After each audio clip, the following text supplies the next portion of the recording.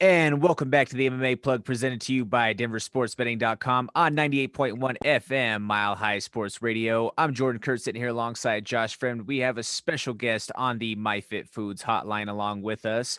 We have one Steve Mowry. Steve Mowry is 9-0. He is going to be taking on Rakim Cleveland at Bellator 271 on November 12th. How you doing today, Steven? I'm alive. I'm well. I'm blessed. Nothing wrong. That's great. That's great. So, this deep into camp, that's always something that's encouraging to hear. You have a test ahead of you. What do you think as far as your matchup goes? Well, Rakim has been in the game for a long time. He's fought a lot of the best guys.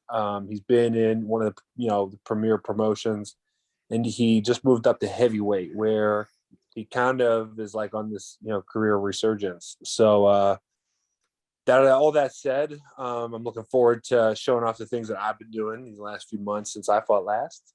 Looking forward to going out there and putting on a performance. Yeah, and Steve, so you talk about putting on a performance, which you have been doing in your past couple fights, and I just wanted to touch on a little bit how earlier on in your career you have been known to be a very good grappler, very sharp on the ground, but as of lately, you've been showing off a lot of very high-level striking and a lot of finishes lately. Do you want to talk a little bit about your transition from really a grappling-based fighter to now you were seeing like you're doing it? Well, if I never had to speak to Josh Fremd again in my life, that would be perfectly fine. So I'm going to direct this question, back to Jordan. Now, if you're having on the show, I'm going to bust Josh's balls. I've been asking to be on this thing. I've been asking forever. So if I don't take advantage of that now, I would feel remiss.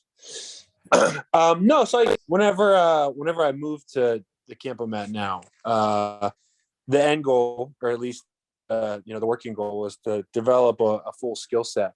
So where I came from, I felt like I'd develop a really substantial set of skills, in the grappling with the wrestling and the jiu-jitsu. But I feel like one of the big reasons why I made the transition to here in South Florida was I got with, a good coach who had, a clear game plan, a clear path of development for me, along the striking route. And that said, it took a little while for, a few different reasons, be it, matchups that favored grappling as opposed to the striking, and matches that, vice versa. But, I'm getting to a point now where I'm not only feeling comfortable, but I'm feeling competent, and then some on the feet. So that's what we're seeing, baby. A lot of hard work, a lot of God putting the right people in my path, a lot of training with the right people, the right coaches, and here we are now. It just sounds like you have that pure Pittsburgh blue collar type of mentality approaching it. It's something that I also feel like has to be an advantage at a weight class like heavyweight, where, for lack of a better term, there's some guys that can get by with being lazy because power can be the ultimate equalizer. But someone who has the type of grappling that you do, that's obviously not the case. You're pushing the pace, being able to do the things that you do. Mm-hmm. Yeah, skills pay the bills, and hard work pays off. So I don't know. And I've always been the type where, at heavyweight, everybody's got power, the power to end a fight at any time. So I don't know. I'd always made it a point to, skill wise, be able to go a step above and beyond all the people I fight. And, so on. So far it's been working out for me. Yeah, and like you said, Jordan, how you could just see the hard work and the blue collar effort with the work ethic that Steve has. For me, knowing Steve from a very long time, like it has always been there. He puts the work in, he puts the time in, he does the little things to do better. Steve, you could just talk a little bit for the fans that don't know you, that mindset you have when it comes to working hard and doing and being diligent and doing the extra things. Like, where does that come from? Where does that just initial in your mind to put in that extra work? I don't know. Good question. Well, I knew early on that I wanted to be successful. I noticed that the guys who set themselves apart, that's usually like what it was. So a certain degree of talent is present in all fighters. Some have more than others. Talent being, just the just the natural ability that some guys have. Everybody's got some guys got a lot. But for me, I noticed that whether you had a little bit of natural talent or a lot of natural talent, the guys that set themselves apart were the guys who just did that little bit extra, be it the sports psychology stuff, the conditioning stuff, the technical stuff, all that. I really feel like I made it a point to get ahead with all that early, and I haven't left it yet. So that's fair to say there. Now, being that the card is down in Florida, you don't have to travel much. So I feel like in the current climate of the world, that's obviously got to be a little bit of an advantage right now. How does that feel for you, or does location of the venue really matter? Well, I mean, in the actual fight, it doesn't at all. But for fight week, it's definitely a little bit of an advantage. My first 4 pro fights were all in Florida, so that was one thing that was definitely nice. Was especially my last 2 fights in Titan, they were in like my gym. So like my gym was in one part of this big building, and then like on the other side, it's like a Dave and Buster's style place, was like the arena that we fought in. So I would like warm up in the gym, like my gym, and then I would walk over and fight. So I don't know, it was nice. It made it a little bit more homey. But like you said, yeah, in today's like current climate, especially with like the pandemic and all that other stuff going on, it's interesting that it'll definitely be interesting to, or at least a little bit more comfortable, a little bit less stress to know that it's just right down the road, Certainly.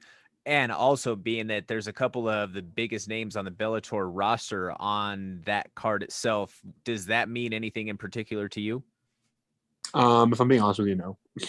I mean, it's cool, but no, I don't know. I'm there for me. I'm there to go in there and do my best, show out. I'm happy that Linton Vassell is the co-main event. Linton and I are, he's a very good friend. He's probably my most valuable, most consistent training partner. And I feel like he and I, being together on this card and being in camp together for the first time in our whatever the entire tenure of us knowing each other, I feel like it's going to just show major dividends in the fight. I can't wait. So, but other than that, no, not really. To answer your question directly, it's just, I mean, it's cool. Don't get me wrong. Cool to see, especially some of the people that I grew up fighting. But ultimately, now I'm there to go in there and get a job done. Fair enough. Fair enough. Steve, I just wanted to lean over to something a little bit non-fighting related. Related. I see that you are now a new father. How has fatherhood been to you, and like just combining the two aspects of life? I've heard people say that it gives them just a new meaning, a new look on life when it comes to fighting to provide for a child. What is your mindset?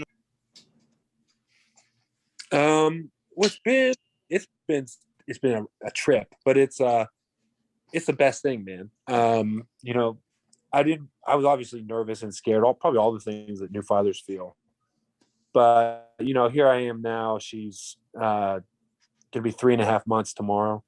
And I love it. It's just, I couldn't even deign to put it into words to accurately match, just how special it is. There's nothing quite like it. It's beautiful. And for you guys that don't know, actually, Steve's Instagram handle is Tall Steve Fights People. And there's a reason it's called Tall Steve, 6'9", right now, probably over 250. Just imagine him holding a tiny little baby, but it's his baby. It's a bigger baby. She's a big girl. She's 3 months, but she's decided as a 5-month-old, according to her. That's insane. Yeah. Folks, we're talking to Steve Mowry. He will be fighting on November 12th at Bellator. Bellator was at 271. Yes. At Bellator 271. That will be down there in Florida. So make sure that you check him out on Showtime. As we're on the way out here, Steve, in one sentence or less, what can the people expect to see from you when you enter the cage? Violence and pressure. Violence and pressure. Okay. Anybody that you want to shout out? Any sponsors, teammates, anyone that you want to throw a shout out on the way out here? Yeah, of course. I'm very blessed to have my teammates, my coaches, my training partners, camp in, camp out, always helping me get ready. So shout out to my team, Sanford MMA. Shout out to my family and friends, always propping me up when I need it. Shout out to Icon Meals, keeping me fed in and out of camp. I can't wait, man. It's gonna be special. Awesome. Glad to hear it. Thank you so much for taking the time and joining us here today. This is the MMA Plug presented to you by DenverSportsBetting.com on 98.1 FM Mile High Sports Radio. I'm Jordan Kurt, sitting here alongside Josh Fremd, and we were joined on the MyFitFoods hotline by the undefeated prospect in Bellator. That is one Steve Mowry. Thank you very much, and we'll be back to you after the break.